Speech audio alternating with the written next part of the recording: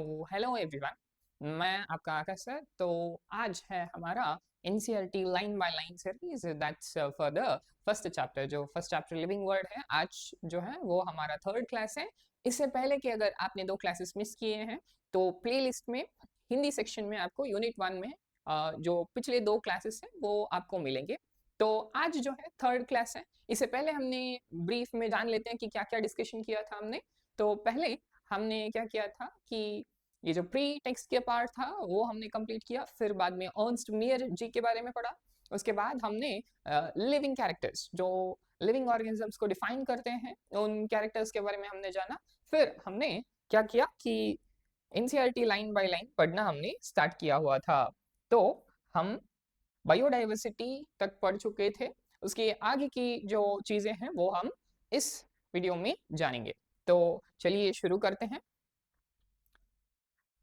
Hence, there is a need to standardize the naming of living organisms। तो इससे पहले जान लेते हैं कि एक कंफ्यूजन था जो हम बात कर रहे थे, है ना। वो कंफ्यूजन किस बारे में? अगर एक ही ऑर्गेनिज्म को हर जगह ओके दूसरे दूसरे नामों से अगर जाना जाए तो पढ़ने में बहुत मुश्किल हो जाती है। पढ़ने में क्या हो जाता है, बहुत कठिनाइयां हो जाती है ना।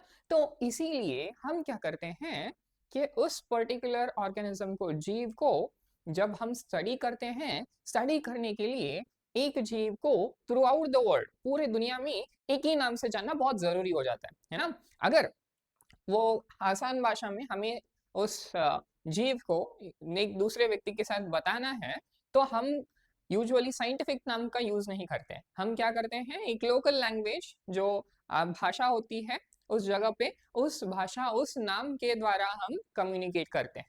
तो ऑलवेज याद रखिएगा, कम्युनिकेशन के लिए जो है best language local language, okay, उसे हम वर्नाकुलर नेम भी बोलते हैं। और अगर आप किसी ऑर्गेनिज्म के बारे में पढ़ना चाहते हैं, स्टडी करना चाहते हैं, तो उसको एक साइंटिफिक नाम से ही आपको पढ़ना पड़ेगा। ओके, तो इसलिए यहाँ पे बता रहे हैं कि एक नाम को स्टैंडर्ड फॉर्म में रहना या समझना बहुत ही इंपॉर्टेंट हो जाता है। ओके, और ये पूरे दुनिया में उस एक ही नाम से जाना चाहिए। उस नामकरण प्रोसेस को ही क्या बोलते हैं? Nomenclature. So, the process by which the organism is known by the same name all over the world is called as nomenclature। So, nomenclature का मतलब सिंपल भाषा में एक जीव को नाम देना है, उसी नाम से वो जीव हर एक जगह पूरे विश्व में जाना जाता है। ठीक है, तो obviously nomenclature or naming is only possible when the organism is described correctly and we know to what organism the name is attached to। ये बहुत एक समझने वाली बात है कि अगर आप एक ऑर्गेनिज्म को, एक जीव को एक नाम दे रहे हैं, उस जीव के बारे में आपको संपूर्ण विवरण देते हुए उसको बोलना है कि ये जो जीव है इसका नाम ये है करके, एक स्पेसिफिक। अगर समझ लीजिए कि हम इंसानों के बारे में बात कर रहे हैं, तो हम इंसानों के, हम भी एक ऑर्गेनिज्म है, हमारे बारे में जो कैरेक्टर्स है ना वो पहले हमें अच्छी तरीके से बताना है। ओके, जब हम बताते हैं अच्छी तरीके से कि हम इसी जीव के बारे में बात कर रहे हैं, तभी उस जीव को एक नाम देना पॉसिबल हो जाता है। नहीं तो अगर हम डिस्क्रिप्शन ही करेक्ट नहीं दिए एक जीव को तो क्या हो जाता है यहाँ पे, तो ऑब्वियसली हम पहचानने में फिर और ज्यादा कंफ्यूजन हो जाएगा कि हमें तो लगने लगेगा कि डिस्क्रिप्शन ही सही नहीं है, तो क्या ही ये होगा, मतलब 2-3 ऑर्गेनिज्म का सेम नाम हो जाता है। इसीलिए जब भी हम नाम देते हैं, नाम देते समय उस ऑर्गेनिज्म, उस जीव का जो करेक्ट फॉर्म में डिस्क्रिप्शन, डिस्क्रिप्शन मतलब उस जीव के बारे में विवरण करना, वो बहुत ही इंपॉर्टेंट हो जाता है। और उसी विवरण के द्वारा हम उस जीव को क्या कर सकते हैं, आइडेंटिफाई कर सकते हैं, कि जान सकते हैं कि हम इसी जीव के बारे में बात कर रहे हैं। ओके, तो in order to facilitate the study, number of scientists have established acceptable names, okay, procedures to assign a scientific name to each organism। तो यही जो एक नाम देने की जो प्रक्रिया है, उसको पहले बहुत सारे साइंटिस्ट ने सोचा, ओके, कि हम क्या कर सकते हैं, कैसे नाम दे सकते हैं, और वो नाम दिया तो ये सभी पूरे जो व्यक्ति हैं पूरे वर्ल्ड में, उनको एक्सेप्ट करना ही चाहिए उस नाम को, ये कैसे कर सकते हैं करके ये सोचने लगे। और फिर एक नतीजे पे पहुंचे जहां पे वो बोलते हैं अगर प्लांट्स के बारे में, प्लांट्स का नाम रखना है तो क्या करना है, कुछ प्रिंसिपल्स हैं, कुछ क्राइटेरियाज हैं, कुछ रूल्स हैं। ओके, तो वो रूल्स को मद्देनजर रखते हुए एक ऑर्गेनिज्म का जो डिस्क्रिप्शन है हम देते हैं और उसका एक्यूरेट नाम बताते हैं, और वो बताने वाला, वो अप्रूव करने वाला एक ऑर्गेनाइजेशन का नाम क्या है, आईसीबीएन। और ये किसके लिए नाम रखेंगे, प्लांट्स के लिए। ओके, याद रखना। सो प्लांट्स को अगर नामकरण देना है और वो नामकरण सही है, नाम सही है कि गलत है, क्या कुछ चेंजेस चाहिए, इसको नाम रखा जाए कि नहीं, ये सभी चीजों को रूल्स एंड रेगुलेशन द्वारा चेक करके, वेरीफाई करके एक ऑर्गेनाइजेशन क्या करेगा, परमिशन देगा, जो है आईसीबीएन। आईसीबीएन का मतलब international code for botanical nomenclature. Botany का मतलब ही सस्य है, प्लांट्स है। ओके, आई होप इतना क्लियर है। अभी एक आइडिया लग गया होगा कि अगर सर हम प्लांट्स को नाम दे रहे हैं तो क्या हम एनिमल्स को भी नाम नहीं देंगे क्या? ऑब्वियसली दे रहे हैं। ओके, और एनिमल्स को जो नाम देते हैं वो नाम देने वाला इंस्टीट्यूशन क्या है, ICZN, international code of zoological nomenclature. Okay, बहुत सिंपल है ना।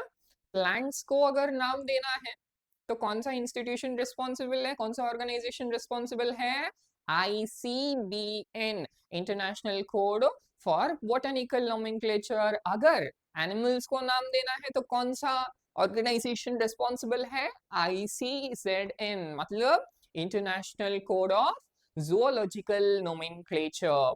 ओके, तो ये हम अभी जानने के बाद अभी हम आगे पढ़ेंगे कि कैसे नाम दिया जाता है।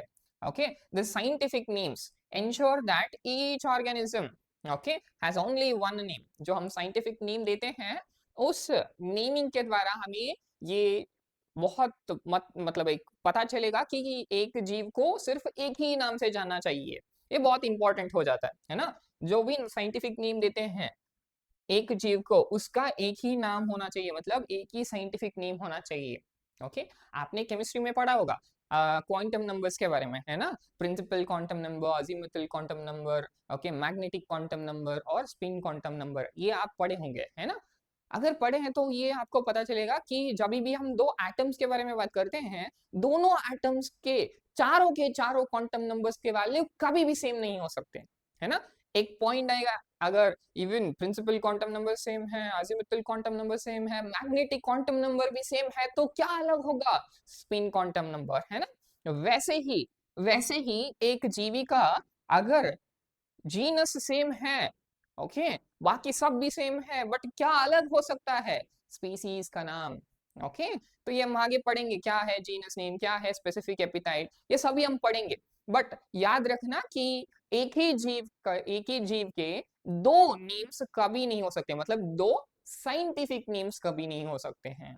Okay, description of any organism should enable the people in the any part of the world to arrive at the same name।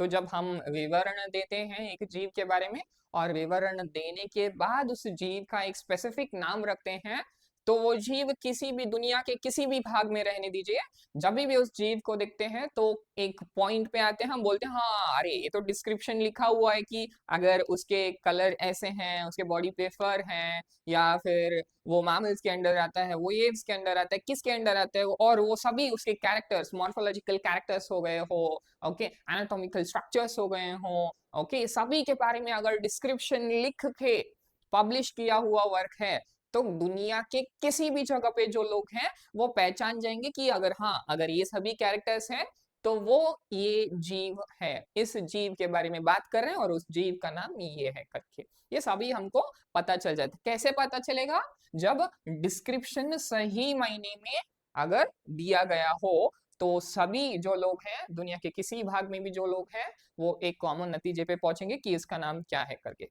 Okay, they also ensure that such a name has not been used for any other known organism। जब description मिलता है और जब सब लोगों को पता चल जाता है कि उसका नाम क्या है, तो वही नाम दूसरे जीवों को नहीं देंगे। ओके, ये बहुत इंपॉर्टेंट पॉइंट है। ओके, पहले हमने थोड़ा बात किया था कि क्या है ना, जब भी हम नए जीवी को फाइंड करते हैं, तो उस जीवी को कहीं ना कहीं तो क्लासिफाई करके रखना पड़ेगा। क्लासिफाई करके रखने के लिए हमें क्या जानना जरूरी है? डिस्क्रिप्शन। तो हम क्या करते हैं, डिस्क्रिप्शन को एक स्पेसिफिक फॉर्मेट में डाल देते हैं, उसके सभी कैरेक्टर्स को लेके एक डिस्क्रिप्शन बना लेते हैं। फिर बनाने के बाद हम क्या करेंगे कि यही सेम डिस्क्रिप्शन वाला कोई जीव पहले किसी ने फाइंड आउट किया था क्या करके हम फाइंड करेंगे। ओके, जब फाइंड करेंगे तो हमें पता चलेगा कि उसी तरीके का जीव है कि नहीं है। अगर नहीं है तो हम उसका नामकरण करके, मतलब एक स्पेसिफिक नेम देके एक स्पेसिफिक ग्रुप में हम क्लासिफाई करेंगे। अगर उसका ऑलरेडी नाम है, ओके, तो कोई कुछ करने की बात ही नहीं है। आपने वही ऑर्गेनिज्म, वही जीव को दोबारा क्या है फाइंड किया है, आपको जो मिला हुआ ऑर्गेनिज्म है वो ऑलरेडी किसी ने फाइंड आउट करके उस जीव को नाम रखा हुआ है। ठीक है, तो इधर कुछ चीजों को जानेंगे। क्या है ना कि कुछ और ऐसे, पहले जो आईसीबीएन था ना हमारा, पहले आईसीबीएन को माना जाता था, मतलब जो प्लांट्स के रिलेटेड नेम्स देते थे वो कौन सा ग्रुप देता था? आईसीबीएन देता था। बट अभी फिलहाल जो है आईसीबीएन को आईसीएन माना जाता है। आईसीएन का मतलब इंटरनेशनल कोड ऑफ नोमेनक्लेचर। ये एक्स्ट्रा पॉइंट्स हैं, ओके, एनसीईआरटी में मेंशन नहीं है, बट आपको जानना चाहिए कि अभी के टाइम पे क्या चीजों को हम कैसे जानते हैं। ओके, कैसे है चीजें। ओके, या तो इंटरनेशनल कोड ऑफ नोमेनक्लेचर बोला जाता है, या तो international code of nomenclature for algae, fungi and plants, ICN AFP तो जाना जाता है। मतलब फंगाई या algae वो सभी इसी ऑर्गेनाइजेशन के अंडर, मतलब जो नए अगर स्पीसीज पाए गए तो ये वो ऑर्गेनाइजेशन है जो उसको नाम देता है। ठीक है, पहले बट अकॉर्डिंग टू एनसीईआरटी ये याद रखना है कि ICBN is the organization which gives names for plant species. इसके अलावा आपके पास सिर्फ प्लांट्स या एनिमल्स उतने ही नहीं है। आपने algae और फंगाई के बारे में डिस्कशन भी कर लिया, बट एक और है जो आप भूल रहे हो, जो है bacterias. Okay, international code of bacterial nomenclature, इसको हम आईसीएनबी करके मानते हैं, international code of nomenclature for bacterias, या फिर इसको ही हम क्या बोलेंगे, बैक्टीरियल कोड।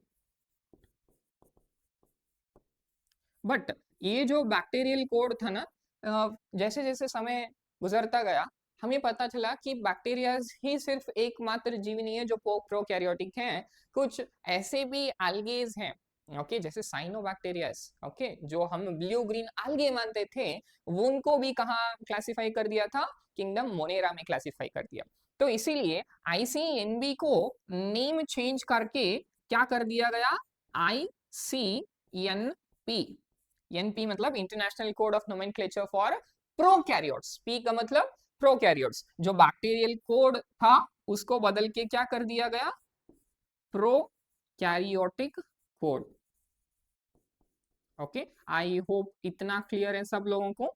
फिर यहाँ पे एक और एक और बात के बारे में हम बात करेंगे कि सिंपल ये जो लोकल नेम है क्यों इनको हटाया गया। ओके, आप शायद जानते होंगे पोटैटो के बारे में। किसके बारे में? पोटैटो। ओके, पोटैटो को हम भारत देश में क्या बोलते हैं? आलू बोलते हैं, कहीं कहीं आलू बोलते हैं, कहीं कहीं बटाटा बोलते हैं। ओके, बटाटा, नॉट हाकुना मटाटा। तो जो बटाटा है या आलू है या पोटैटो है, ओके, कहीं कहीं तो इसे दूसरे नामों से भी जाना जाता है, बट है तो ये एक ही जीव, है ना? तो जब आप किस जगह पे हो और उस जगह में जो कम्युनिकेशन के लिए अगर आपको भाषा यूज करनी है, नाम यूज करना है, तो उस जगह के अनुसार जो नाम रहता है उसको आपको बोलना पड़ेगा। ओके, बट साइंटिफिक नेम कब यूज होगा? जब आप पढ़ रहे हैं, जब आप बायोलॉजी पढ़ रहे हैं, जब आप कोई भी लिटरेचर पढ़ते हैं स्पेसिफिकली रिलेटेड टू साइंस, तो आपको साइंटिफिक नाम जानना बहुत जरूरी हो जाता है। ओके, क्योंकि कहीं कहीं पे वो नाम जो है अलग हो जाता है, लोकल नाम अगर यूज किया तो मीनिंग बहुत चेंज हो सकता है। इसीलिए जब पढ़ते हैं वो साइंटिफिक नेम के थ्रू पढ़ते हैं। ओके, तो पोटैटो को हम बोलते क्या है साइंटिफिक नेम? याद रखिएगा, सोलैनम ट्यूबरोसम। ओके, आगे बात करेंगे इसके बारे में, बट याद रखिएगा। ओके, तो जब भी आप खरीदने जाओगे, ओके, कुछ सामान, तो ये मत बोलना कि मुझे ये सोलानम ट्यूबरोसम दीजिएगा करके, क्योंकि हर जगह जो मार्केटिंग चल रही होती है या दूसरे जगह पे, वो हम शब्द साइंटिफिक नाम का प्रयोग नहीं करते, हम common name, local name, vernacular नाम का प्रयोग करते हैं। ठीक है, तो चलिए आगे बढ़ते हैं। Biologists follow universally accepted principles to provide scientific names to organism।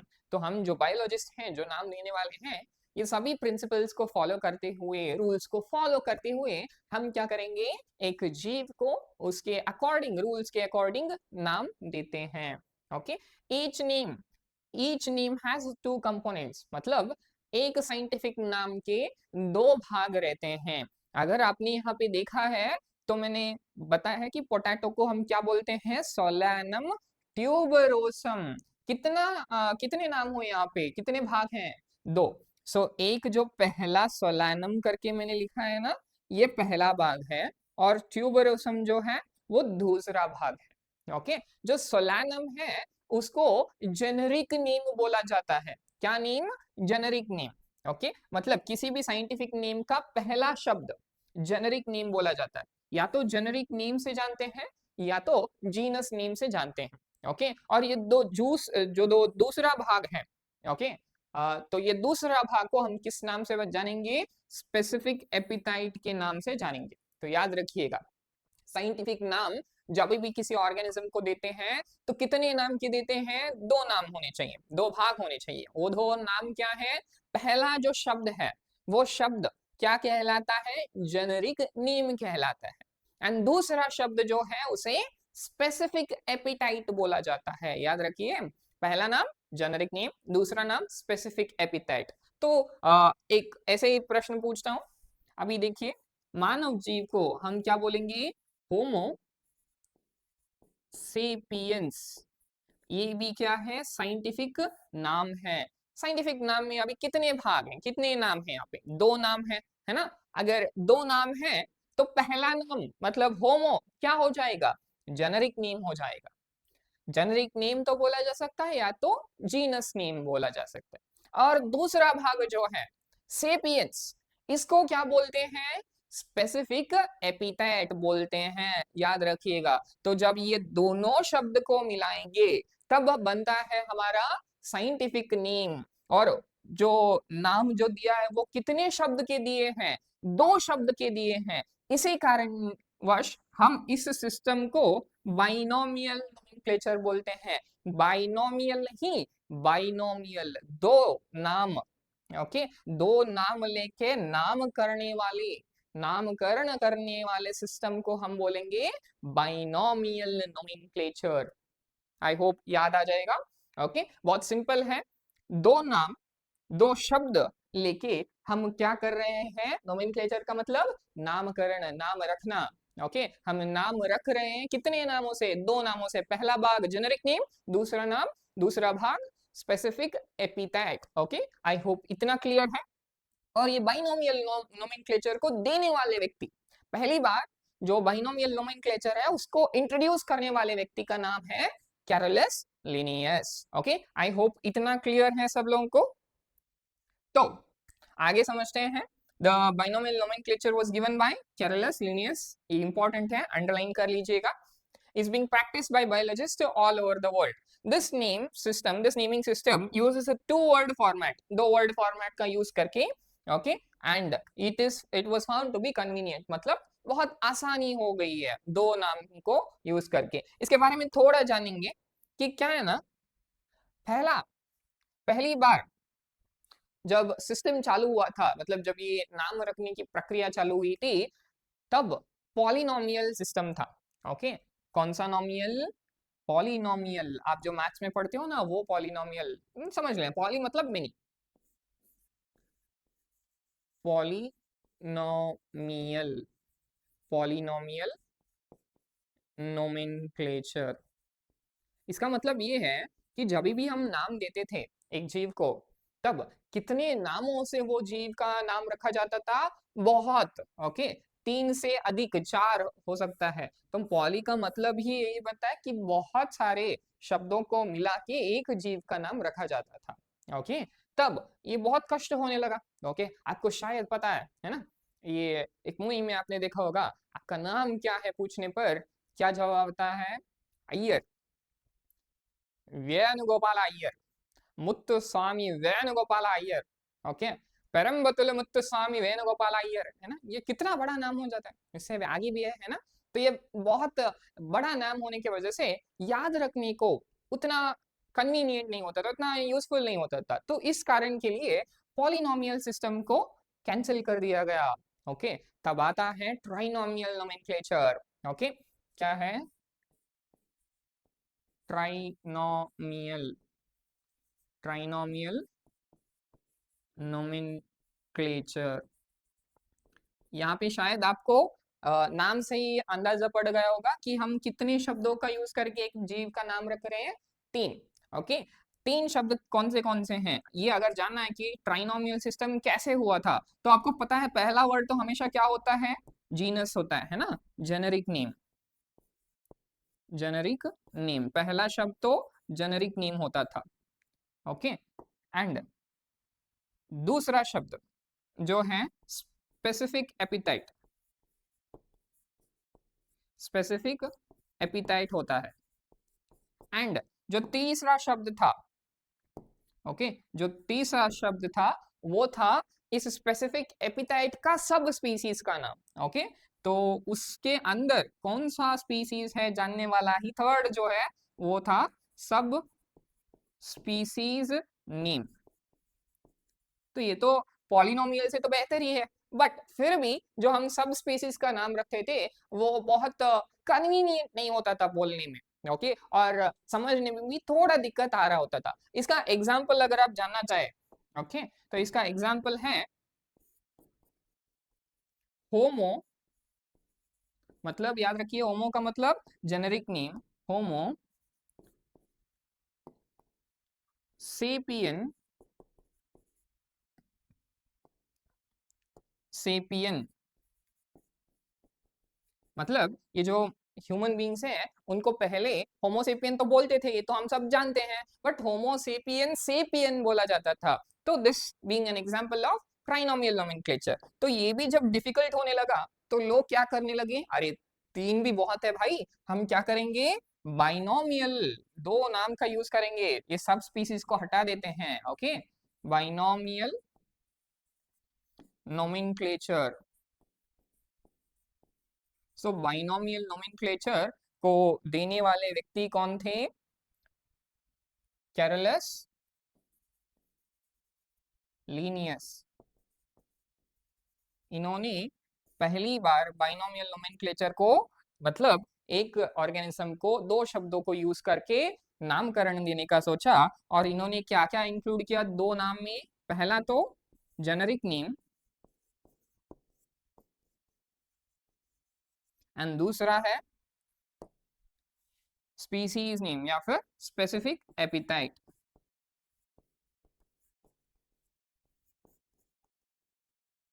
Okay, तो इसके एग्जाम्पल तो आपको बहुत सारे, अभी जो जो भी एग्जाम्पल्स हम पढ़ेंगे तो इसके ही पढ़ेंगे। अभी एक classical example, Mangifera indica.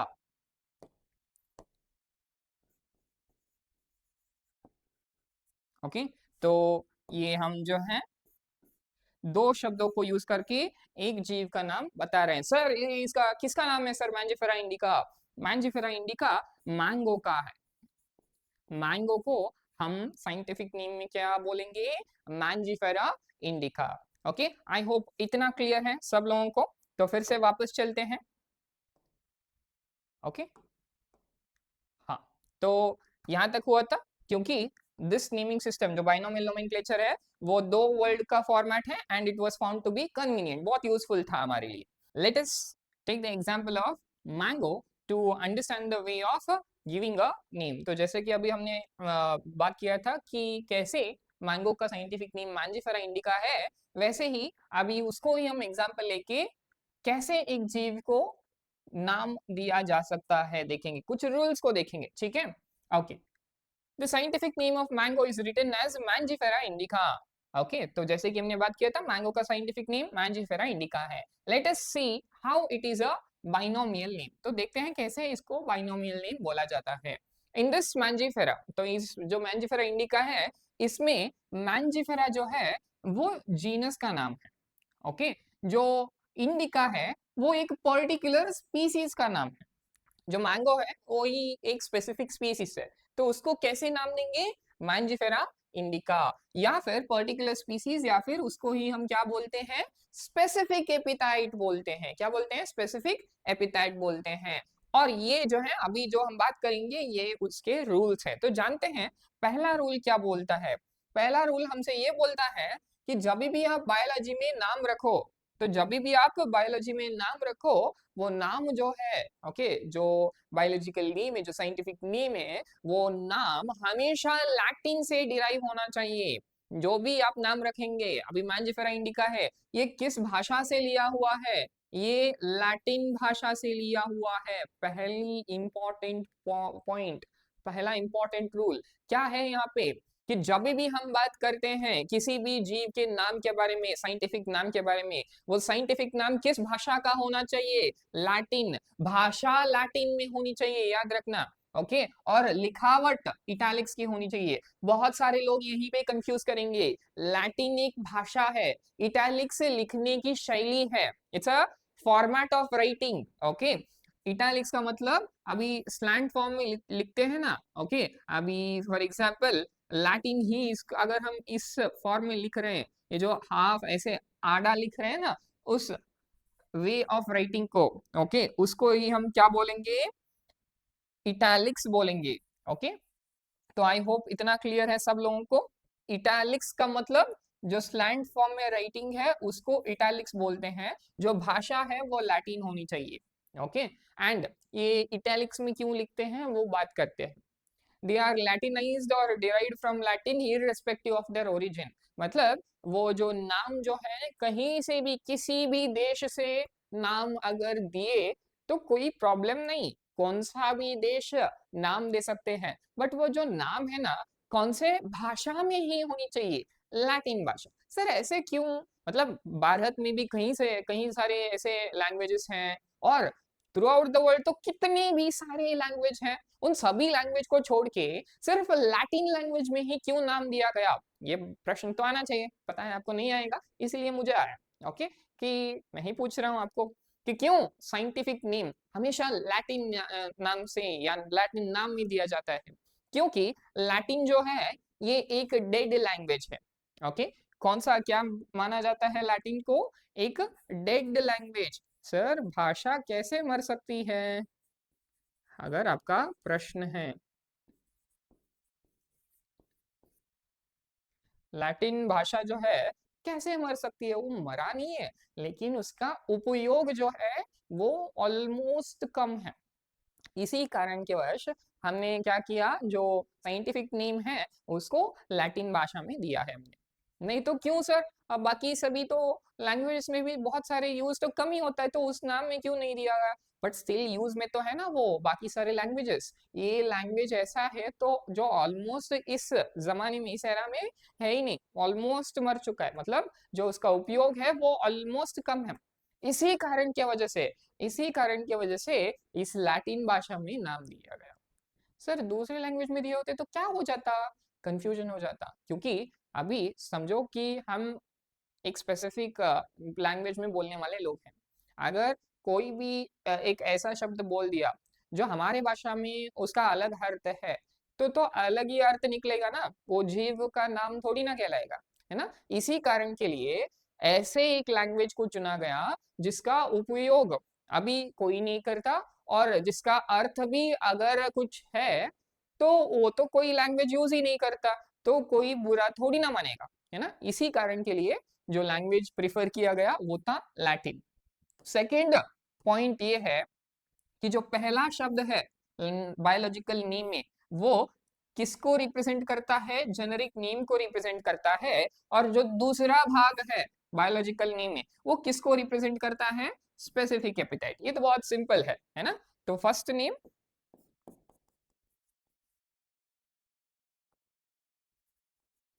Name किसका होगा? जेनेरिक नेम या फिर जीनस नेम। तो सेकंड कंपोनेंट या सेकंड नेम किसका होगा? Specific appetite.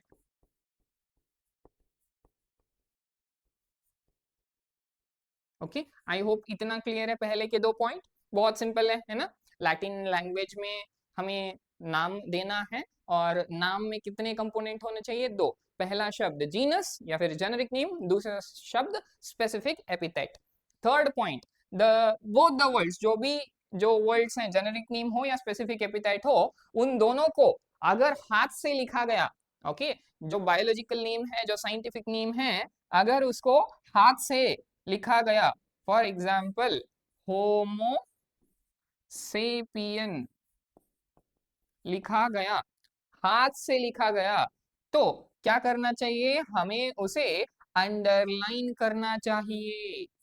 Okay, underline. अगर आप इसे प्रिंट कर रहे हो, मतलब टाइप कर रहे हो, टाइप करने में एक ऑप्शन मिलता है इटैलिक्स, आधा लिखावट, आधा नहीं, आड़ा, साइड, स्लैंट। ओके, तो स्लैंट लिखावट को ही हम क्या बोलेंगे?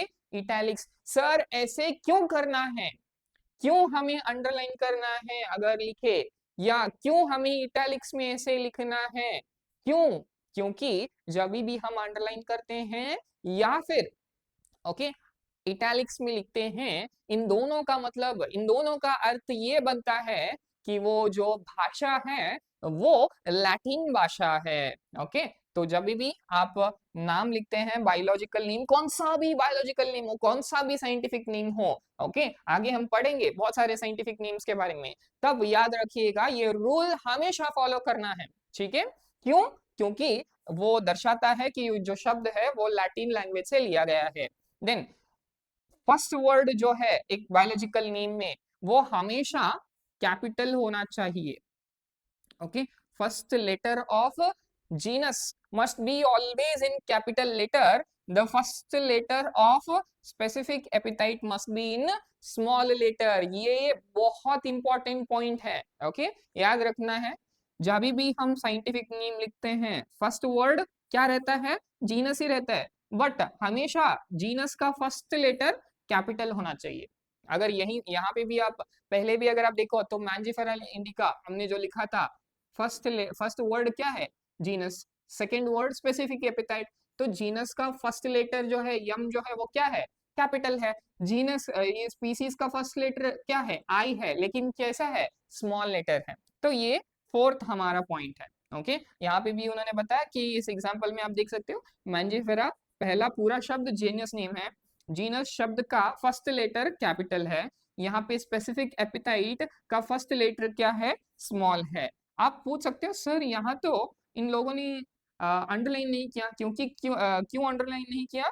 क्योंकि इधर प्रिंटेड फॉर्म में है, अगर आप देखोगे तो थोड़ा ये स्लैंट हुआ हुआ दिखेगा। ओके, तो इटैलिक्स में लिखा है इन लोगों ने। ओके, अभी यहाँ पे खत्म नहीं होता है, एक और इंपॉर्टेंट पॉइंट है। ओके, तो हम यहाँ पे लिख देते हैं, थर्ड पॉइंट हमारा क्या बन जाता है? अंडरलाइन। एक और बात बताना चाहता हूँ इधर, अंडरलाइन और जब भी करते हो ना अंडरलाइन, हैंड रिटन से अंडरलाइन सेपरेटली करना पड़ेगा। सर सेपरेटली का मतलब होमो को अलग अंडरलाइन, सेपियंस को अंडरलाइन, अलग अंडरलाइन। मैं हमेशा बोलता हूँ ये एक गौरवान अतिथि हैं, इनको प्रणाम करें। प्रणाम कैसे करते हैं? अंडरलाइन करके। प्रणाम एक ही व्यक्ति को नहीं बोलते हैं, दूसरे व्यक्ति को भी प्रणाम बोलते हैं, अलग अलग बोल रहे हैं ना। प्रणाम फॉर जेनेरिक नेम, प्रणाम फॉर स्पेसिफिक एपिटाइट, तो ये दोनों को अलग अलग प्रणाम करते हो ना, तो वैसे ही दोनों शब्दों को अलग अलग अंडरलाइन करना बहुत आवश्यक है। Okay, underline separately when hand written. Okay, and अगर प्रिंटेड हो तो इटैलिक्स में लिखना है। Okay, then next point, first letter मतलब जीनस का फर्स्ट लेटर है ना, शॉर्ट में लिखते हैं फर्स्ट लेटर किसका? जीनस का।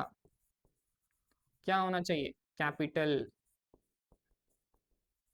देन फर्स्ट लेटर किसका? स्पेसिफिक एपिटाइट का क्या होना चाहिए? स्मॉल।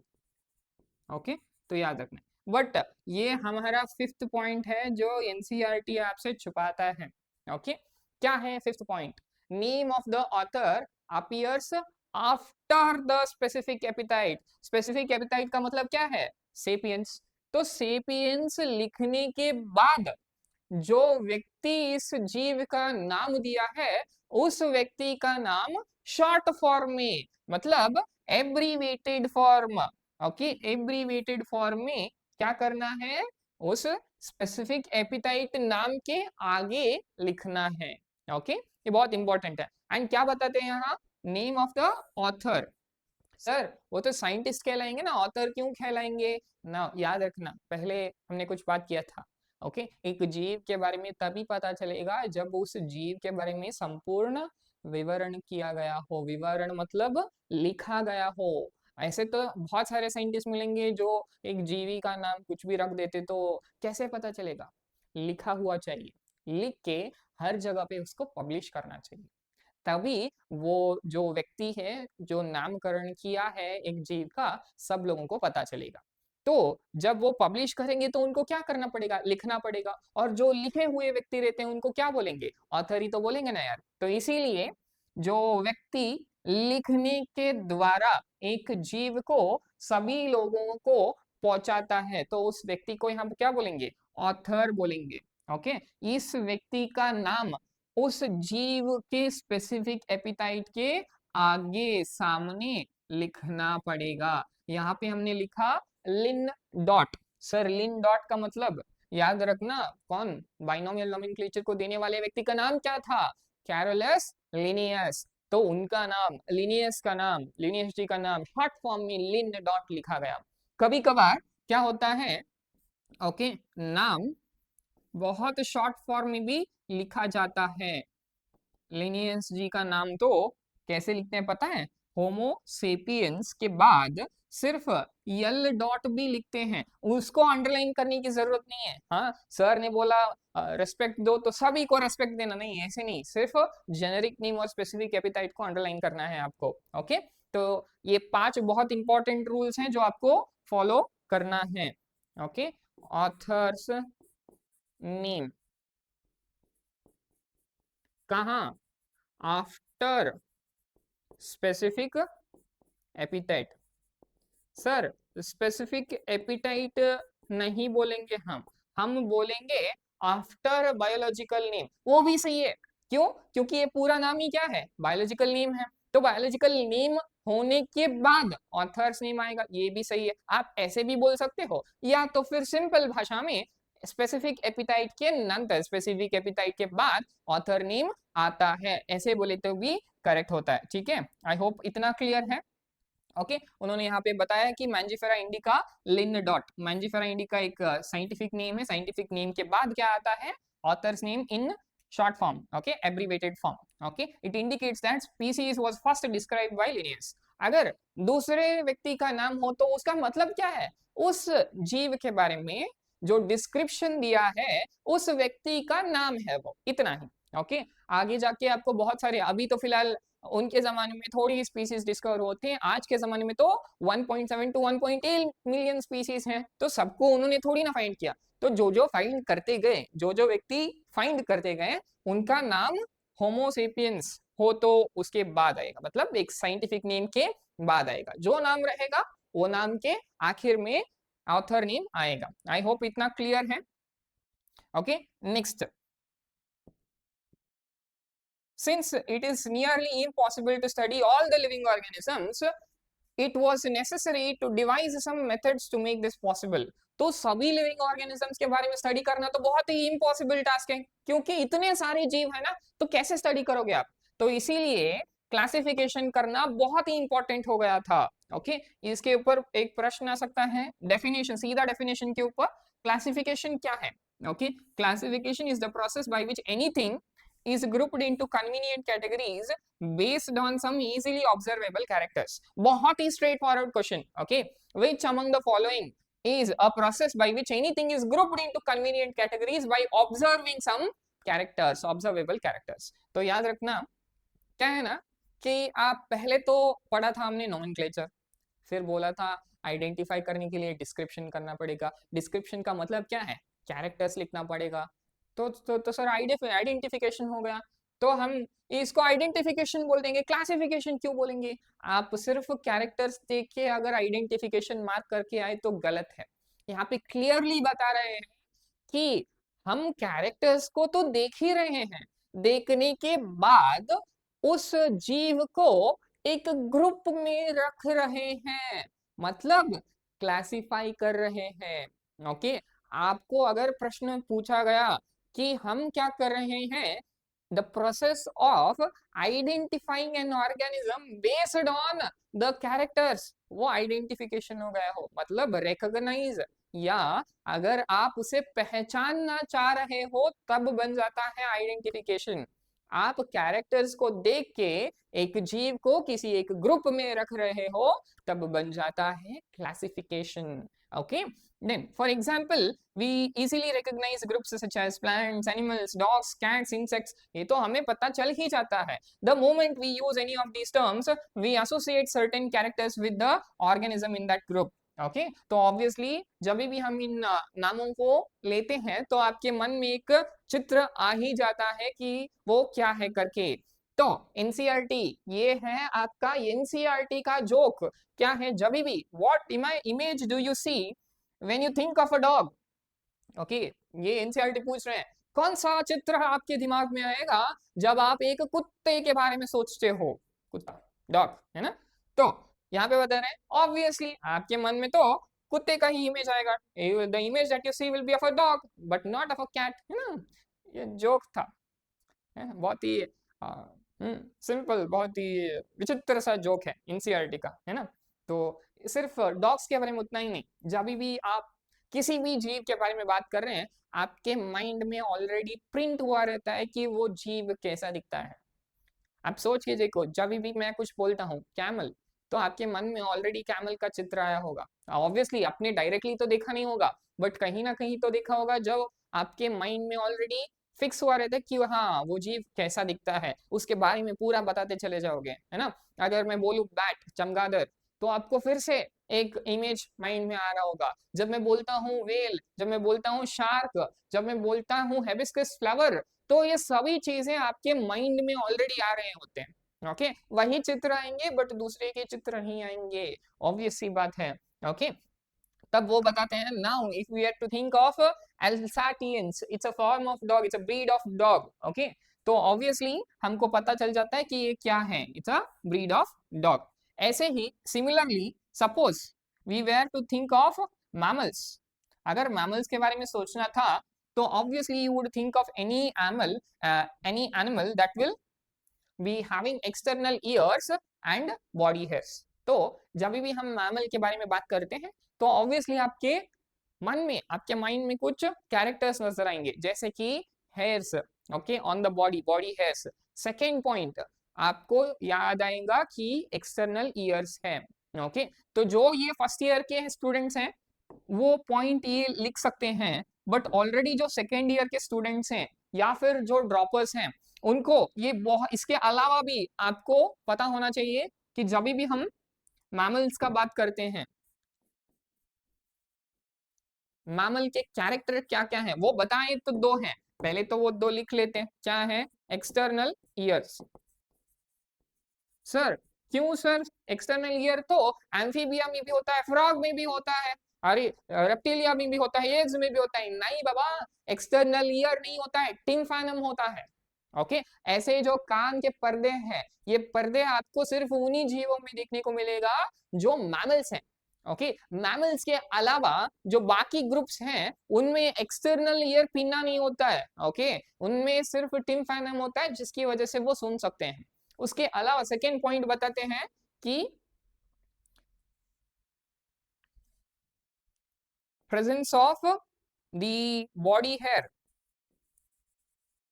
तो बॉडी हेयर्स मिलेंगे आपको मैमल्स के ऊपर, जो भी एग्जांपल्स हैं उनमें आप बॉडी हेयर्स देखेंगे। ओके, जितने भी एग्जांपल्स है वो बॉडी हेयर देखेंगे। सर ये तो इन्होंने ही दिया था, और क्या याद रखना है मैमल्स के बारे में? बहुत ही important point, the point where we actually distinguish the mammal class from other classes is presence of memory gland. Memory gland एक ऐसा कैरेक्टर है जो सभी ओके मैमल्स में देखा जाता है। Presence of memory gland is a characteristic feature of all the mammals. इसके बारे में हम एनिमल किंगडम में और चर्चा करेंगे, बट ये रिकॉलिंग था जो ऑलरेडी फर्स्ट ईयर खत्म हुआ है और जो अभी भी नीट की तैयारी जो कर रहे हैं अभी अभी, तो उनके लिए ये रिविजन पॉइंट है। तो चलिए फिर से back to our NCERT lines. Suppose we were to say mammals, अगर मैमल्स के बारे में हम बात कर रहे हैं तो हमको क्या क्या नजर आएगा एनिमल्स के point of view? External years और बॉडी हेयर्स नजर आएंगे। लाइकवाइज वैसे ही जब हम प्लांट्स के बारे में सोचते हैं, जब हम वीट के बारे में सोचते हैं, तो ऑब्वियसली हमारे जो माइंड में है वो वीट का ही चित्र आता है, ना ही कोई राइस का। दूसरा सेकंड जोक फ्रॉम एनसीईआरटी है ना। फिर hence all these dogs हो, cats हो, mammals हो, wheat हो, rice हो, plants हो, animals हो, ये सभी क्या है? एक तरीके का कैटेगरीज करते हैं हम लोग। ओके, सभी अलग अलग तरीके के कैटेगरीज हैं जो हम स्टडी करने के लिए यूज करते हैं। सर इसका मतलब क्या है? ये तो सभी एग्जाम्पल्स हो गए ना, डॉग्स भी एक तरीके के एग्जाम्पल्स हैं, कैट्स भी एक तरीके के एग्जाम्पल्स हैं, मैमल्स हो, प्लांट्स हो, व्हीट हो, राइस हो, सभी एग्जाम्पल्स ही तो है सर। तो ये कन्वीनियंट कैटेगरीज क्या है, हम कैसे स्टडी करेंगे? तो सोचते हैं, ये देखो, पहले हम क्या लिखेंगे? एनिमल्स लिखेंगे। ओके, एनिमल्स मतलब क्या? एनिमल्स में सिर्फ मैमल्स उतना ही आते हैं? नहीं, फिशेस आते हैं, एम्फीबियंस आते हैं, रेप्टाइल्स आते हैं, ये आते हैं, फिर मैमल आते हैं ना, बहुत बड़ा है। उसके अलावा भी नॉन कॉर्डेट्स भी आते हैं, Porifera, Coelenterata, Ctenophora, Platyhelminthes, Aschelminthes, Annelida, Arthropoda, Mollusca, Echinodermata, Hemichordata, Urochordata, Vertebrata, okay, सोमोकॉर्ड, ओके, मतलब ये जो हमारा साइक्लोस्टोमेटा है, ओके, वो भी एक एग्जांपल आ जाता है। ज्ञातस्टोमेटा, अज्ञातस्टोमेटा, वो सभी क्लासिफिकेशन है, वो सभी एनिमल्स ही है ना।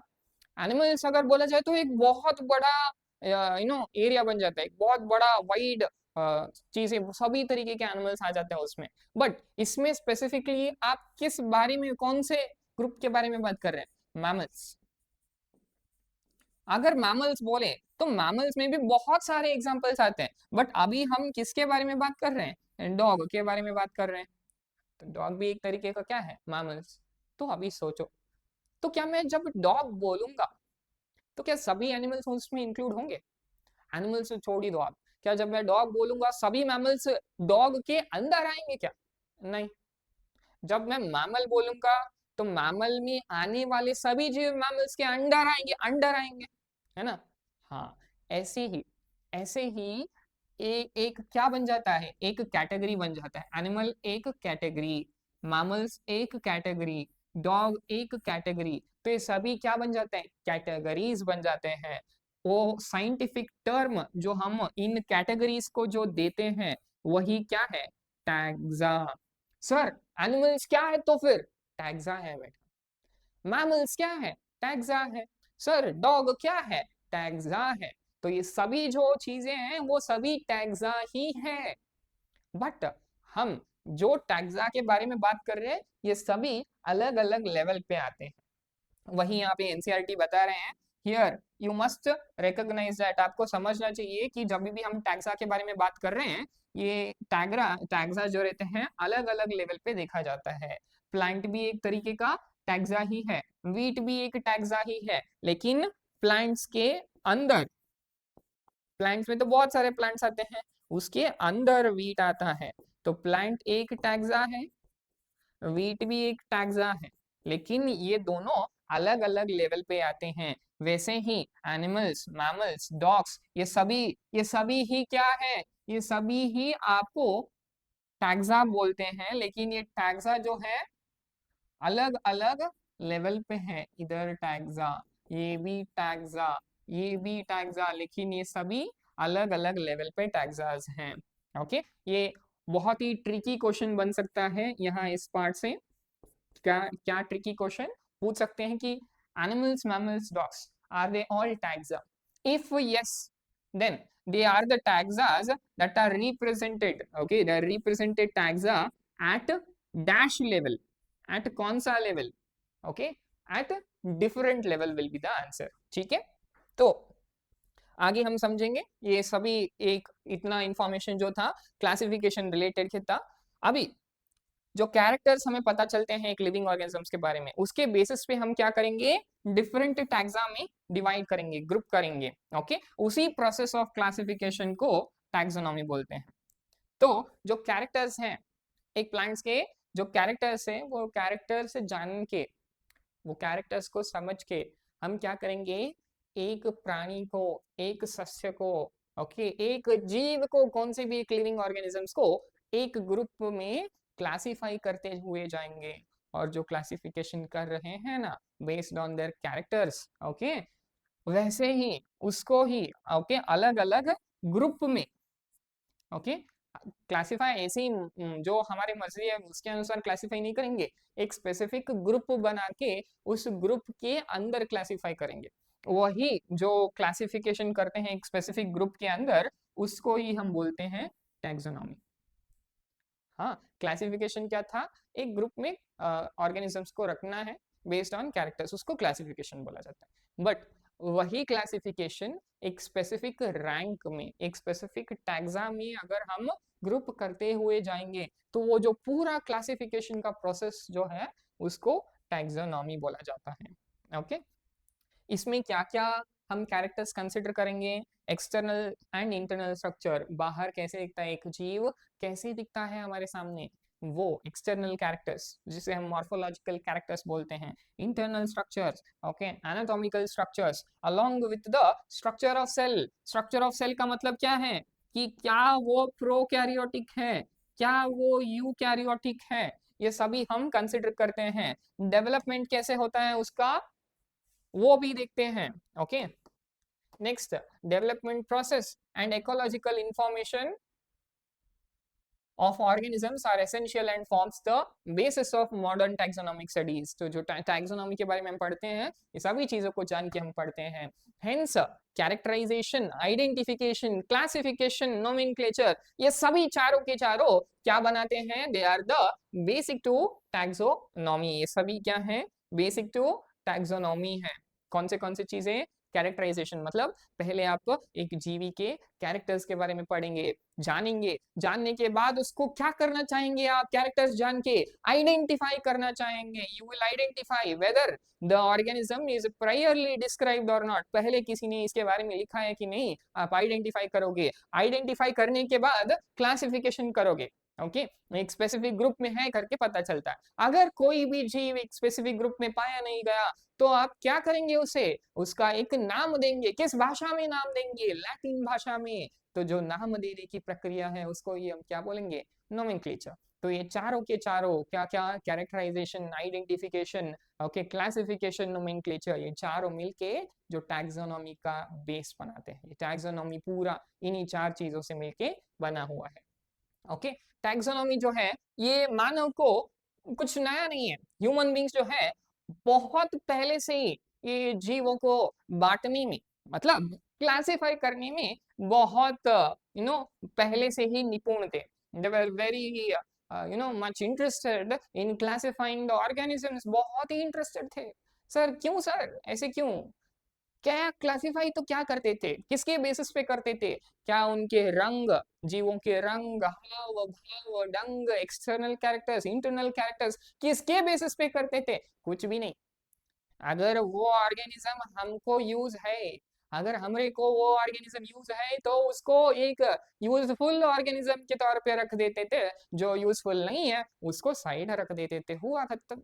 बहुत आसान था ना, पहले ह्यूमन बींग्स का काम ही यही था। वो वस्तु या उस जीव का कुछ उनको लाभ है तो उनको वो यूजफुल है करके एक जगह रखते थे, एक जगह क्लासिफाई कर देते थे। और एक ग्रुप जो यूजफुल नहीं है, कुछ भी फायदा नहीं है उस जीवों को, मतलब तो वो दूसरे ग्रुप में रखते थे। इतना ही simple. Okay, human beings have always been interested in knowing more and more about various kinds of organisms, particularly with reference to their own use।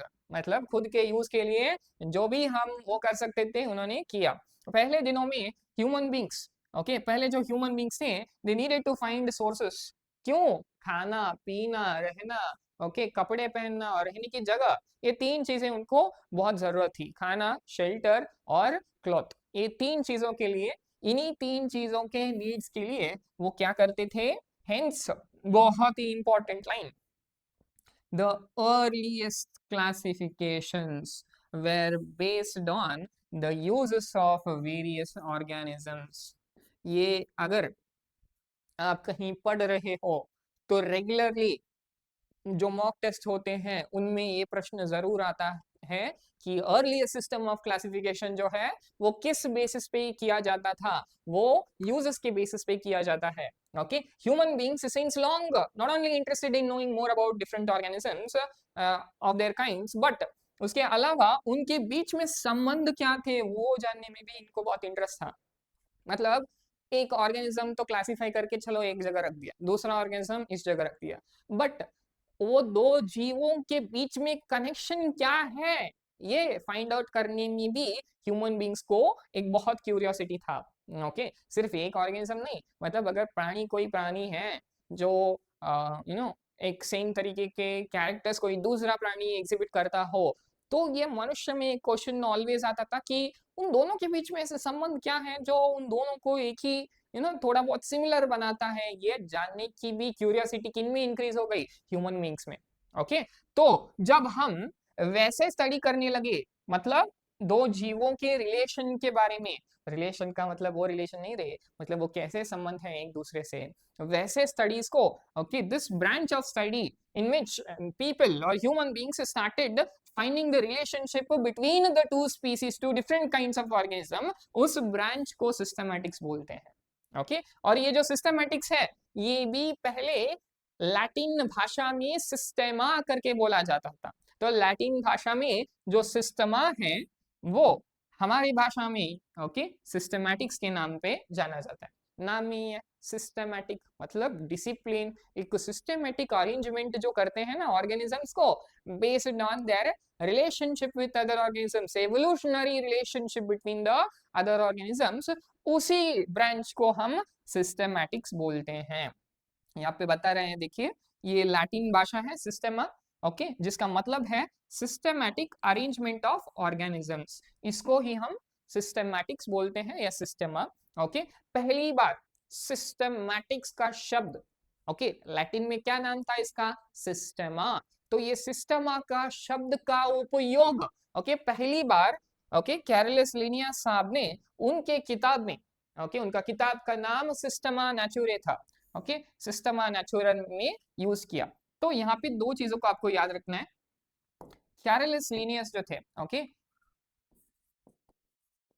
इन्होंने दो बुक्स लिखे हैं, दो पब्लिकेशंस, ओके वो जो दो पब्लिकेशंस हैं वो उनका नाम, पहला नाम स्पीसीज प्लांटेरम, ओके ये पहले बुक का नाम था जो 1753 में इन्होंने पब्लिश किया था। कौन से ईस्वी में, 1753 में। ओके बुक का नाम स्पीसीज, सॉरी या स्पीसीज प्लांटेरम, नाम ही है प्लांटेरम, मतलब किसके बारे में बात कर रहे हैं, ये बुक जो है वो उसके अंदर किसके बारे में इन्होंने लिखा था, प्लांट्स के बारे में। ओके तो स्पीसीज प्लांटेरम में लिनियस जी ने प्लांट्स को क्लासिफाई किया था। वैसे ही दूसरा जो पब्लिकेशन है वो उसका नाम था सिस्टेमा नेचुरे, ये सिस्टेमा नेचुरे जो था ये 1758 में 10th एडिशन पब्लिश हुआ था। ओके ऑब्वियसली ये अगर प्लांट्स के बारे में है तो सिस्टेमा नेचुरे किसके बारे में होगा, एनिमल्स। ओके तो इन चीजों को आपको याद रखना है। ओके तो पहली बार Systema word was utilized or used by Linnaeus in his book और in his publication of Systema Naturae जो कब publish हुआ था, 1758 में हुआ था। ठीक है The scope of systematics was later enlarged to include identification, nomenclature and classification. Systematics takes into account evolutionary relationship between organisms. Okay तो जब जैसे जैसे समय बीता गया तो ये अरेंजमेंट, सिस्टमेटिक अरेंजमेंट जो था वो ना तो जस्ट सिर्फ कुछ चीजों को कंसिडर कर रहा था, बट उसके अलावा एक सिस्टमेटिक ग्रुप के अलावा ये almost taxonomy plus evolutionary relationship बन चुका था। मतलब हम जो क्लासिफाई करते थे ऑर्गेनिजम्स को, वो किसके बेसिस पे करते थे? आइडेंटिफिकेशन, नोमेनक्लेचर, ओके, कैरेक्टराइजेशन, फिर क्लासिफिकेशन करते थे। वही तो क्या था? टैक्सोनॉमी था। तो सिस्टेमेटिक्स एक ऐसा ब्रांच बन चुका है जो जिसमें क्लासिफिकेशन तो करते ही है, मतलब टैक्सोनॉमी तो आता ही है, वो क्लासिफिकेशन किसके बेसिस पे करने लगे? हम एवोल्यूशनरी रिलेशनशिप को कंसिडर करते हुए आगे बढ़ने लगे।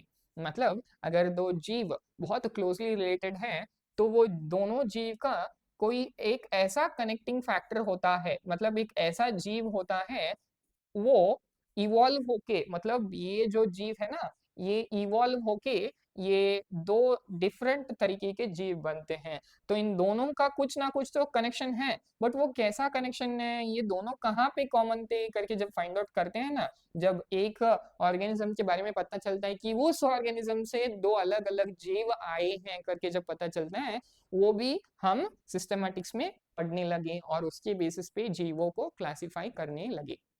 फॉर एग्जाम्पल एप्स, मतलब गोरिल्ला, चिंपांजी हमारे बहुत करीब हैं, हम उनसे ही तो इवॉल्व हुए हैं, है ना? तो हमारा एक कॉमन पॉइंट कहाँ पे आता है? ये गोरिल्ला और चिंपांजी पे आता है। आई होप इतना क्लियर है। तो सभी सिस्टमैटिक्स के बारे में था। तो अभी हम आगे बढ़ेंगे और हम समझेंगे टैक्सोनॉमिक कैटेगरीज के बारे में। ओके, टैक्सोनॉमिक कैटेगरीज का मतलब क्या है? अभी हमने टैक्सा समझा, एक कैटेगरी, साइंटिफिक टर्म जो हम यूज करते हैं कैटेगरी को, उसी का नाम क्या है? टैक्सा है। ओके, अभी अलग अलग तरीके के हम टैक्सोनॉमिक कैटेगरीज के नाम के बारे में जानेंगे। कौन से टैक्सोनॉमिक कैटेगरीज हैं? Classification is not a single step process but involves hierarchy of steps in which each step represents a rank और कैटेगरी। ओके, ये स्टेटमेंट बेस्ड क्वेश्चन बन सकता है। ओके, जहाँ पे स्टेटमेंट वन और स्टेटमेंट टू ऐसे अगर स्टेटमेंट्स दिए गए, तो ये भी एक तरीके का स्टेटमेंट बेस्ड क्वेश्चन हो सकता है। आया है बहुत पहली बार, मतलब जानिए क्या दे सकते हैं? Classification is a single step process but involves hierarchy of steps, ऐसे दिए तो ये इनकरेक्ट स्टेटमेंट हो जाता है। Classification is not a single step, एक ही स्टेप का प्रोसेस नहीं है। अगर एक जीव को समझिए कि डॉग है, मैमल्स है, एनिमल है, एनिमल के अंदर डॉग आता है, खत्म नहीं, ऐसे नहीं। एनिमल्स के अंदर बहुत सारे जीव आते हैं, उसमें भी बहुत तरीके के क्लासिफिकेशन देखते हैं, फिर वो ऑर्गेनिज्म आता है। तो ये क्या एक ही स्टेप में आपने क्लासिफाई किया? नहीं। तो अभी सोचिए कि आपको एक बुक स्टोर खोलना है। ओके, तो आप क्या करेंगे? आप ऐसे थोड़ी ना बोलेंगे कि बुक स्टोर खोलना है तो एक पेन का जो पूरा पेन्स है वो रख देते तो बुक स्टोर बन जाता है। बुक स्टोर बन गया आपका, अरेंज हो गया? नहीं। तो आप पहले क्या करोगे? बुक स्टोर में क्या क्या मिलते हैं? सर पेन्स मिलते हैं, eraser, sharpener, notebooks, sir stationery के ऑलमोस्ट जो भी नेसेसरी चीजें वो सभी मिलते हैं। तो आपने वो एक लिस्ट बना दिया। उस लिस्ट में क्या आप सिर्फ एक ही ब्रांड के पेन रखोगे, एक ही ब्रांड के पेंसिल रखोगे क्या? नहीं, उसमें भी अलग टाइप्स के पेन आते हैं, पेंसिल आते हैं। तो ये एक ही स्टेप का प्रोसेस है कि एक से ज्यादा स्टेप का प्रोसेस हो जाता है? एक से ज्यादा स्टेप वाला प्रोसेस हो जाता है ना। वैसे ही यहाँ पे जब हम क्लासिफिकेशन करते हैं, क्लासिफिकेशन एकमात्र एक सिंगल स्टेप प्रोसेस नहीं है, ये एक मल्टी स्टेप प्रोसेस है जो एक सिस्टमेटिक ओके ऑर्डर में क्लासिफिकेशन किया जाता है। और हर एक स्टेप एक रैंक या एक कैटेगरी को दर्शाता है, याद रखना। Okay, since the category is a part of overall taxonomic arrangement, it is called as taxonomic category. क्योंकि कैटेगरी जो है एक पूरा अरेंजमेंट। अभी सोचिए कि समझते हैं कि एक एक कैटेगरी, इधर एक कैटेगरी, इधर एक कैटेगरी, इधर एक कैटेगरी, इधर एक कैटेगरी, इधर एक कैटेगरी, इधर एक कैटेगरी, इधर एक कैटेगरी। तो ये सभी क्या हो जाते हैं? एक कैटेगरीज ही है। हमने बोला था, जस्ट बोला था। ओके, हर एक स्टेप पे जहां पे हम क्लासिफाई कर रहे हैं ऑर्गेनिज्म को, हर एक स्टेप पे जब हम क्लासिफाई करते जाते हैं, तो वो हर एक स्टेप, फर्स्ट स्टेप पे क्या है? एक कैटेगरी है। सेकंड स्टेप क्या है? एक कैटेगरी है। थर्ड स्टेप क्या हो जाता है? एक कैटेगरी। फोर्थ स्टेप क्या है? एक कैटेगरी। फिफ्थ स्टेप क्या है? कैटेगरी। तो हर एक स्टेप पे क्या होता जाता है? एक कैटेगरी बनती जाती है। ओके, तो पूरा जब कैटेगरी बन जाता है, ओके, इस पूरा जो कैटेगरी बना हुआ है, इस पूरे एक लिस्ट को हम क्या बोलेंगे? Taxonomic hierarchy. ओके, ये एक एक सिंगल सिंगल जो कैटेगरीज हैं उनको टैक्सोनॉमिक कैटेगरीज बोला जाता है। बट ये पूरे टैक्सोनॉमिक कैटेगरीज को अगर हम कंसिडर किए तो हम क्या बोलते हैं? Taxonomic hierarchy. ओके, याद रखना है। क्लियर? आई होप इतना क्लियर है। मतलब यहाँ पे हम क्या कर रहे हैं? एक एक जीव को एक एक कैटेगरी के अंदर रखते हुए जा रहे हैं। वो एक एक कैटेगरी क्या कहलाता है?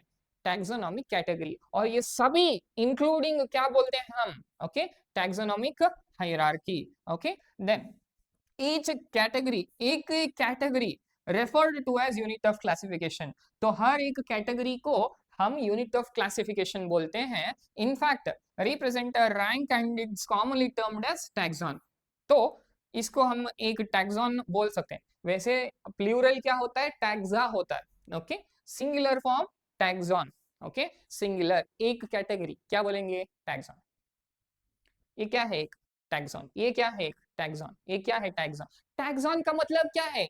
एक टैक्सोनॉमिक कैटेगरी, एक टैक्सोनॉमिक रैंक है, एक ग्रुप है, उसको ही हम क्या बोलेंगे? टैक्सॉन बोलेंगे। Okay, plural form taxa. I hope इतना क्लियर है।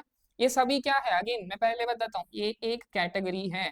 एक कैटेगरी टैक्सोनॉमिक कैटेगरी है। उसी कैटेगरी या रैंक को हम क्या शब्द को यूज कर सकते हैं? वही टैक्सोनॉमिक कैटेगरी को ही हम एक नाम से जानेंगे, उसका नाम क्या है? टैक्सॉन। तो ये भी क्या बन जाता है? टैक्सॉन। ये भी टैक्सॉन, ये भी taxon. Okay, so taxonomic categories and hierarchies can be illustrated by an example. Okay, insect represents a group of organisms. Insect क्या है? एक group of organisms है, sharing common features like 3 pairs of jointed appendages.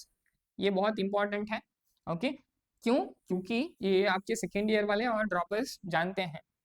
Arthropoda which is the largest phylum, याद रखना है यहाँ पे। Arthropoda which is the largest phylum, उस लार्जेस्ट फाइलम में एक क्लास आता है, क्लास इंसेक्टा। तो क्लास इंसेक्टा के अंदर ये सभी इंसेक्ट्स आते हैं। Majority almost all the organisms of Arthropoda belongs to this class, class Insecta. And Arthropoda मतलब जॉइंटेड लेग्स तो रहेंगे ही रहेंगे, उसके साथ कितने कितने टोटल जॉइंटेड अपेंडेजेस रहेंगे इस क्लास के अंदर? 3 पेयर्स ऑफ जॉइंटेड लेग्स। याद रखना, ये पॉइंट बहुत इंपॉर्टेंट है। शायद आपको ये पॉइंट एनिमल किंगडम किंगडम में नहीं मिलेगा, क्योंकि यहाँ पे है ये पॉइंट, तो ये माइंड में रखना बहुत इंपॉर्टेंट है। आई होप इतना क्लियर है सब लोगों को। तो इंसेक्ट्स एक ग्रुप ऑफ ऑर्गेनिज्म को रिप्रेजेंट करता है जिनमें अगर 3 पेयर्स ऑफ जॉइंटेड लेग्स हैं तो एक पर्टिकुलर रैंक में बिठाया जाएगा। It means insects are recognizable concrete, okay, objects which can be classified and thus we give a rank और कैटेगरी। बहुत आसान भाषा में अगर जानना है तो हम ये मानते हुए चलेंगे कि ये एक ऑर्गेनिज्म है जिसके अंदर क्लोरोप्लास्ट एब्सेंट है। अगर क्लोरोप्लास्ट एब्सेंट है तो वो क्या किस ग्रुप में डालेंगे? यूजुअली एनिमल ग्रुप में डालेंगे। हम सोचेंगे कि ये मल्टी सेलुलर है एंड इसके लोकोमोटिव स्ट्रक्चर्स हैं, हम पूरा एनिमल्स ग्रुप में डालेंगे। और हम बोलते हैं कि presence of memory gland, memory gland है तो कौन सी ग्रुप में आएंगे? एनिमेलिया तो अभी हमने डाल दिया, एनिमेलिया के नेक्स्ट एनिमेलिया क्या बन जाता है? वहां पे एक कैटेगरी। ओके, तो एक समझते हैं छोटे से फॉर्म में। अभी हमने बोल दिया कि ये जो ऑर्गेनिज्म है जो हमारे पास आया है, ये सभी क्या है? कैरेक्टर्स। कैरेक्टर्स के बेसिस पे हम क्लासिफाई कर रहे हैं। जो ऑर्गेनिज्म है वो कैसा है? हेटेरोट्रॉपिक है, हेटेरोट्रॉपिक है। और फिर ओके, मल्टी सेल्युलर है। Okay, and specific locomotory structures हैं। ओके, जैसे four limbs and hind limbs मतलब पैर और हाथ, four limbs and hind limbs.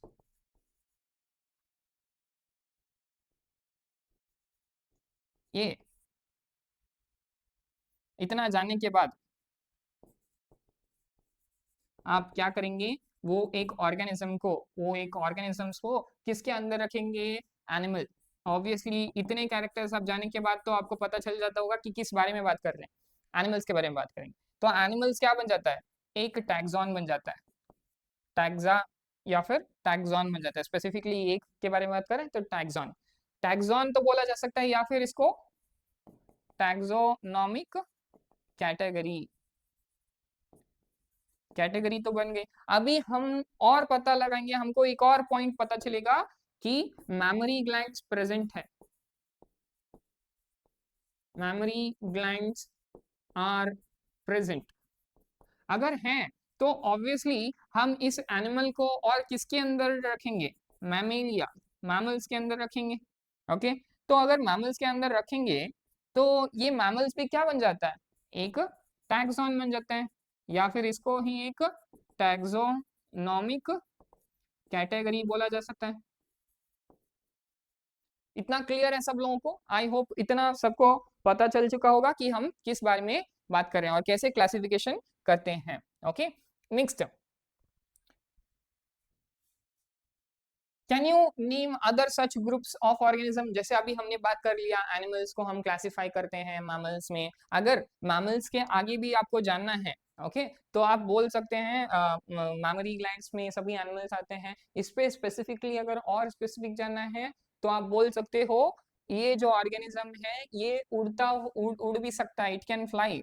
Okay, इसके पास विंग्स हैं एंड आपको पता चल जाता है अगर विंग्स हैं तो ऑब्वियसली फ्लाइंग मैमल। मतलब किसके बारे में बात कर रहे हैं? बैट। आपके बैट के बारे में नहीं, क्रिकेट बैट के बारे में नहीं, हम बात कर रहे हैं, we are talking about animal, okay, which can fly, bats. ठीक है, तो ऐसे ही वो पूछ रहे हैं आप क्या ऐसे ग्रुप्स बना सकते हैं क्या? रिमेंबर, ग्रुप्स रिप्रेजेंट कैटेगरी, तो एक एक ग्रुप एक एक कैटेगरी को रिप्रेजेंट करेगा। कैटेगरी फर्दर फिर बाद में एक एक रैंक को रिप्रेजेंट करता है। तो पहला रैंक कौन सा है, किसका है, दूसरा रैंक किसका है, तीसरा, चौथा, पांचवा, सिक्स्थ, सेवेंथ, एक रैंक किसका है करके पता चलता है। ईच रैंक और taxon in fact represents a unit of classification, जो ऑलरेडी इधर बताया गया है। ओके, एक यूनिट ऑफ क्लासिफिकेशन को रिप्रेजेंट करते हैं। यही टैक्सोनॉमिक ग्रुप्स या कैटेगरीज जो हैं स्पेसिफिक बायोलॉजिकल ग्रुप को पहचानने में आसानी होगी।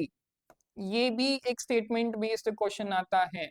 ओके, कहा these taxonomic groups or categories are dash distinct biological entities and dash morphological aggregates। ऐसे ही प्रश्न आपके मॉक टेस्ट में आएंगे, याद रखिएगा ये line, NCERT straight forward line. Okay, straight question आता है। ओके, दीज मतलब ये जो भी ग्रुप्स है या कैटेगरीज है टैक्सोनॉमिक कैटेगरीज, ये सिर्फ एक ऑर्गेनिज्म के बारे में दर्शाता नहीं और सिर्फ मॉर्फोलॉजिकल मतलब एक उसके अपीयरेंस के बेसिस पे एक जीवों को रखा नहीं जाता, बल्कि उस पूरे कैरेक्टर के ऊपर उसकी पहचान होती है।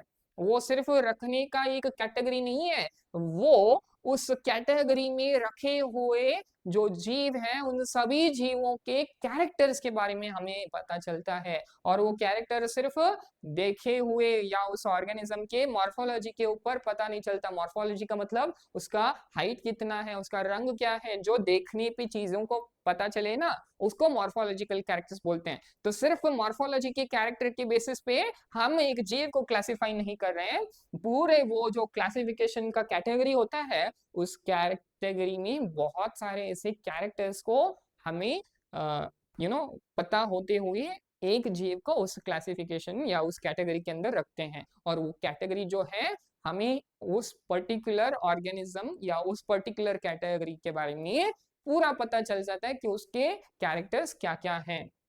तो taxonomical studies of all known organism, जो भी ऑर्गेनिजम्स हैं उसके बारे में हमें पता करते करते we have development of common categories. कुछ ऐसे कैटेगरीज हम बना चुके हैं जो इस पर्टिकुलर कैटेगरी में फिट होंगे। तो वो कैटेगरीज क्या क्या हैं? ओके, पहला आता है किंगडम। किंगडम, ओके, दूसरा आता है फाइलम। फाइलम हम तब यूज करते हैं जब एनिमल्स को क्लासिफाई करते हैं, नहीं तो डिवीजन। डिवीजन तब यूज करते हैं जब प्लांट्स को क्लासिफिकेशन करते हैं। थर्ड आता है क्लास, ओके। फोर्थ आता है ऑर्डर, फिफ्थ आता है फैमिली, सिक्स्थ आता है जीनस, एंड लास्ट में आता है स्पीसीज नेम, ओके। तो ये जो दो लास्ट के जो दो है ना, वही हमारे साइंटिफिक नेम है। तो आई होप ये क्लियर है सब लोगों को। पहला किंगडम, फिर उसके बाद आता है फाइलम। फाइलम हम तभी यूज करेंगे जब हम किस ऑर्गेनिज्म को क्लासिफाई कर रहे हैं, एनिमल्स को क्लासिफाई कर रहे हैं। और जब हम प्लांट्स को क्लासिफाई करते हैं तब हम क्या नाम का यूज करेंगे, डिवीजन का नाम यूज करेंगे। फिर आता है क्लास, उसके बाद आता है ऑर्डर, फिर उसके बाद आता है family and genus and species ना। ये आपको ट्रिक के फॉर्म पे हर कोई आपको यूट्यूब पे क्या हर जगह ट्रिक से पढ़ाया जाता है कि KPCOFGS। ये बहुत ट्रिक्स आप कहीं पे भी ढूंढ सकते हो, बट मेरी अगर बात मानोगे तो ट्रिक्स भूल जाओ। आप ये ऑर्डर को लिखो, एक 5 टाइम्स ये ऑर्डर का फॉर्मेट लिखो। क्योंकि क्या होता है, ट्रिक ट्रिक ट्रिक करते जाओगे और एक दिन ऐसा आएगा जब एग्जाम में भी ट्रिक ही करते रहोगे। Don't do that. ये प्रैक्टिस करना आना चाहिए, ओके। सडनली किंगडम, किंगडम के बाद क्या आएगा, मेरे साथ रिपीट करो एवरीवन। फर्स्ट क्या, किंगडम, किंगडम के बाद आता है फाइलम, फाइलम कहाँ, एनिमल्स में। और प्लांट्स में हम क्या यूज करेंगे, डिवीजन। उसके बाद क्लास, क्लास के बाद आता है ऑर्डर, ऑर्डर के बाद आता है फैमिली, फिर उसके बाद जीनस, फिर स्पीसीज। बहुत सिंपल है, किंगडम फाइलम या तो डिवीजन, उसके बाद क्लास ऑर्डर फैमिली, फिर जीनस स्पीसीज। तो वैसे ही पता चलेगा, है ना। अगर आपको पता ही, आपको प्रैक्टिस ही करना है तो ये लिख के प्रैक्टिस करो, तब बहुत आसान लगेगा, ठीक है। तो kingdom, phylum, division, division plants में class order family genus species, ये सभी क्या है, एक क्लासिफिकेशन का पैटर्न है। All organisms including those in plants and animal kingdoms have species as the lowest category. मतलब कौन सा भी आप क्लासिफिकेशन करो प्लांट्स में, चाहे प्लांट्स में करो या एनिमल्स में करो, lowest, okay, unit of classification या the basic smallest unit of classification क्या है, स्पीसीज। जो स्पीसीज का नाम है वो स्मॉलेस्ट यूनिट ऑफ क्लासिफिकेशन में है। Now the question you may ask, आप नहीं पूछ रहे हो इसलिए एनसीईआरटी पूछ रहे हैं। The question now you may ask is how to place an organism in various categories. कैसे हम ऑर्गेनिजम्स को दूसरे दूसरे कैटेगरीज में रख सकते हैं। The basic requirement is the knowledge of characters of an individual और अ ग्रुप ऑफ ऑर्गेनिजम्स। तो आप कैसे रख सकते हो, उनके कैरेक्टर्स को जानते हुए, उनको कैरेक्टर्स को जान के एक ऑर्गेनिज्म को आप एक स्पेसिफिक ग्रुप में या फिर एक स्पेसिफिक टैक्सोनॉमिक कैटेगरी में रख सकते हो। कैटेगरीज कहाँ से शुरू होती है, एक और बार, किंगडम, किंगडम के बाद फाइलम या तो डिवीजन, फाइलम एनिमल्स में, डिवीजन प्लांट्स में, class, order, family, genus, species, ठीक है। हाँ, this helps in identifying similarities and dissimilarities among the individuals of the same kind of organism as well as other kind of organism। आप अगर एक specific organism को कहीं common रखते रखते रखते किसी दूसरे ग्रुप में आपने रख दिया तो क्या कहलाएगा वो, हाँ सर यहाँ तक वो दोनों जीवी का कैरेक्टर्स सिमिलर थे, फिर उसके बाद डिससिमिलर हुए। इस पॉइंट पे ये दोनों कैरेक्टर्स क्या हैं, डिससिमिलर हैं। और इस पॉइंट पे दोनों जीवों का कैरेक्टर्स जो हैं सिमिलर है, ये आपको पता चलेगा। तो पहला जो है स्पीसीज, ये हमारा लास्ट पार्ट हो जाएगा। यहाँ शायद हम कल इसे कंप्लीट करेंगे, स्पीसीज से लेकर सभी किंगडम्स तक। तो उससे पहले हम थोड़ा क्वेश्चंस यहाँ पे देखेंगे, ओके। तो पहले जानेंगे डाइवर्सिटी के बारे में। दो क्वेश्चंस हैं, आप आंसर करने का ट्राई करो यहाँ पे। The number and types of organisms that are present on earth is referred to as taxonomy, biodiversity, nomenclature, systematics, okay. तो ध्यान से सोचना क्या बता रहे हैं, नंबर एंड टाइप मतलब बहुत सारे जीवी जो इस भूमि पे हैं, जो वैरायटी इस भूमि पे है, किसके वैरायटीज, ऑर्गेनिजम्स जो लिविंग है। तो क्या बोला जाता है इसको, बायोडाइवर्सिटी बोला जाता है। टैक्सोनॉमी मतलब एक स्पेसिफिक क्लासिफिकेशन जो करते हैं हम बेस्ड ऑन कैरेक्टर्स, ओके, उसको टैक्सोनॉमी बोलते हैं। बायोडाइवर्सिटी मतलब the various types of organisms that are present on this earth is biodiversity. Nomenclature, the method of giving a name to an organism is called as nomenclature. The method of naming is called as nomenclature. Systematics, it is a method of classifying based on evolutionary relationships is called as systematics. I hope clear hai. Then what is the approximate range of described species on earth? अर्थ पे जो described species की संख्या है वो कितनी है? Okay, 1.7 to 1.8 million, 5 to 10 million, 1 lakh million, 5 lakh, 1 lakh to 5 lakh, over 50 million. तो इसका सही जवाब हो जाता है 1.7 to 1.8 मिलियन। तो एग्जैक्ट मैंने बोला था ना, आपके अगर पीयूसी फर्स्ट ईयर को फॉलो किया जाए तो 1.7 to 1.8 आंसर आ जाएगा। ठीक है, ये सभी आंसर्स जो ऑप्शंस है वो इनवैलिड है। चलिए दूसरा क्वेश्चन ट्राई करते हैं। हाँ, तो टैक्सोनॉमी के बारे में ये बहुत ही एक छोटा वे में रिप्रेजेंट किया हुआ है। लाइफ जो है इसके टोटल 3 डोमेन आते हैं, जहाँ पे हम 6 किंगडम क्लासिफिकेशन के बारे में बात करते हैं। 3 डोमेन, बैक्टीरिया डोमेन, बैक्टीरिया और आर्की डोमेन और यूकैरियोट डोमेन। ये भी बैक्टीरियाज हैं, ये भी बैक्टीरियाज हैं, लेकिन ये पुराने जमाने के बैक्टीरियाज हैं, ये थोड़े बहुत नए जमाने के बैक्टीरियाज हैं। और फिर यूकैरियोट डोमेन, जहाँ पे इस सभी ओके जो आने वाले इसमें आने वाले जो जीव हैं उसके अंदर यूकैरियोटिक सेल रहते हैं। पहला किंगडम, किंगडम प्रोटिस्टा, और फिर किंगडम फंगाई, फिर किंगडम प्लांटे, किंगडम एनिमेलिया। तो ये क्या हो जाता है, इधर 4 किंगडम के बारे में पढ़ेंगे, इधर एक किंगडम और इधर एक किंगडम, टोटल इसको ही हम 6 किंगडम क्लासिफिकेशन बोलते हैं, जो हम आगे पढ़ेंगे। तो चलिए क्वेश्चंस के तरफ चलते हैं। Which of the following is not a basic process of taxonomy? Taxonomy में कौन से एक विषय को इंक्लूड किया नहीं गया है? ओके, नॉट अ बेसिक, याद रखना है। ओके, क्या हम कैरेक्टराइजेशन को टैक्सोनॉमी में पढ़ेंगे? यस, क्योंकि कैरेक्टर्स को ही लेके हम क्लासिफिकेशन करते हैं। क्या identification is a part of taxonomy? Yes, क्योंकि एक ऑर्गेनिज्म के कैरेक्टर्स को समझ के ही आइडेंटिफाई करना चालू करते हैं। Is nomenclature a part of taxonomy? Yes, अगर कोई ऑर्गेनिज्म का नाम नहीं रखा है तो हम नाम रखेंगे, तो नाम रखने की प्रक्रिया क्या है? नोमेनक्लेचर। बट क्या एवोल्यूशन एक टैक्सोनॉमी का प्रोसेस है? नहीं।